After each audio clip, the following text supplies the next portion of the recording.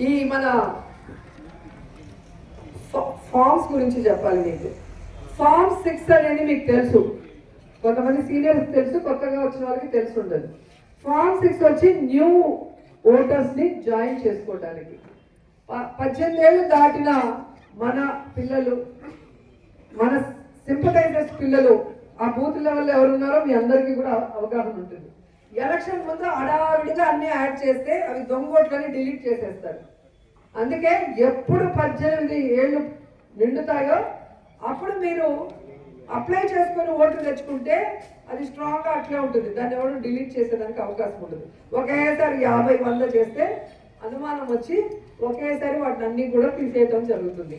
So మీ booth లెవెల్లో ఎవరైతే 18 ఏళ్ళు నిండాయో వాళ్ళందరినీ కూడా ఫార్మ్ 6 ద్వారా ఓటర్గా యాడ్ చేయడానికి బిఎల్ఏలు పనిచేయాలని కూడా కోరుకుంటున్నా. రెండోది ఫార్మ్ 8A ట్రాన్స్ఫర్ ఓట్స్. ఎక్కడో ఉద్యోగం చేస్తూ అక్కడ ఓటు ఉండొచ్చు, కానీ ఇక్కడే నాకు ఓటు వేయాలని ఉంది కానీ నాకు రావడానికి కష్టమని అక్కడ పెట్టుకున్నానని కొందరు అంటారు. ఇప్పుడు రిటైర్ అయిపోయి ఉంటారు లేదా ట్రాన్స్ఫర్ అయిపోయి ఉంటారు. వాళ్ళు ఫార్మ్ 8A ద్వారా వాళ్ళ ఓట్ని మన నగిరి వాళ్ళు మళ్ళీ ఇక్కడికి తెచ్చేసుకుంటే బెస్ట్.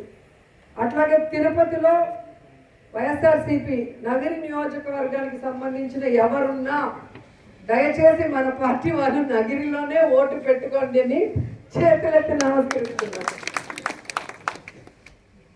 అట్లాగే కొత్తగా పెళ్ళైన అల్లుళ్ళు ఉంటారు, మీ భార్యల ఓట్లు మీ అత్తగారి ఇంటి నుంచి మీ ఇంటికి ట్రాన్స్ఫర్ చేసుకోండి. ఫామ్ 8A పెట్టుకొని ఈ మధ్యకాలంలోనే తొందరగా ట్రాన్స్ఫర్ చేసుకుంటే ఆ ఓటు సేఫ్గా ఉంటుంది. లేకపోతే లేట్ అయిందన్నో మళ్ళీ దొంగోటన్నో తీసేస్తారు. సో ఇవన్నీ కూడా లీడర్స్ మీకు ఐడియా ఉంటుంది, ఎవరింట్లో పెళ్ళయింది, వాళ్ళు పక్క కాన్స్టిట్యూన్సీ లేదా వేరే చోట ఉన్నారో మీకు తెలుసు. వాళ్ళ ఓటు ఇక్కడ ట్రాన్స్ఫర్ చేసుకోవాల్సిన బాధ్యత మీకుంది.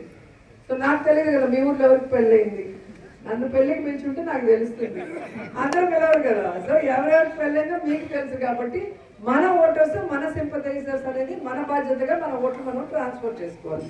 ఇక మూడోది ఫార్మ్ 7 డిలీషన్.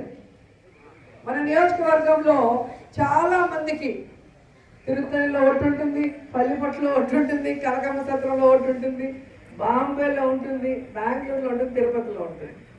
సో కూటమి ప్రభుత్వంలో ఉన్న ఇలాంటి ఓట్లు ఏవైతే నగిరితో పాటు ఇంకెక్కడున్నా మీకు తెలిసి ఉంటుంది కదా, వాళ్ళు అక్కడ ఓటు వేసారా లేదా అనేది మీకు వినిపించుంటుంది. అట్లా అనుమానం ఉన్నా లేదా కన్ఫామ్గా తెలిస్తే వాటిని డిలీషన్కి పెట్టేయండి. డిలీషన్కి ఎలా పెట్టాలో చెప్తారు. డిలీషన్కి పెట్టేస్తే వాళ్ళకి 2-3 చోట్ల ఉన్నా వాళ్ళకి ఎక్కడో ఒకే చోట వాళ్ళు సెలెక్ట్ చేసుకోవాలి. ఓటు ఒక చోటే ఉండాలి కాబట్టి మాకు ఇక్కడే కావాలి అని వాళ్ళు సెలెక్ట్ చేసుకొని వాళ్ళు ఎలక్షన్ కమిషన్ పెట్టుకుంటారు. సో 4 ఓట్లు పెట్టుకొని 4 చోట్ల బాగా సంపాదించే వాళ్ళకి ఫస్ట్ వేటేసేయండి, ఎక్కడో ఒక చోట పెట్టుకునేలాగా చేయండి. అలాగే డెత్వి ముసలి వాళ్ళ ఓట్లు మనం ఫేస్ చూసి గుర్తుపట్టగలం మన ఓటర్ లిస్టులో, కానీ యంగ్ వాళ్ళని కొంచెం కష్టం. ఎవరైతే ఈ మధ్యకాలంలో చనిపోయి ఉంటారో, ఎలక్షన్స్ తర్వాత చనిపోయి ఉంటారు కదా, మన పార్టీ కానివి కూటమికి సంబంధించినవి ఏమున్నా కూడా మీరు ఆ ఓట్లను కూడా ఆన్లైన్లో మీరే డిలీట్ చేసేయచ్చు. బిఎల్ఓని అడుక్కోని అవసరం లేదన్నారు. సో మనమే ఆ ఫార్మేట్ చూపిస్తారు. బిఎల్ఏలు ప్రతి ఒక్కరు కూడా దాన్ని డౌన్లోడ్ చేసుకొని దాన్ని ఎలా ఆపరేట్ చేయాలో కూడా నేర్పిస్తారు. సో డిలీషన్ చేసేటప్పుడు ఒకే నెంబర్ నుంచి ఎక్కువ చేయకుండా చూసుకోవాలి.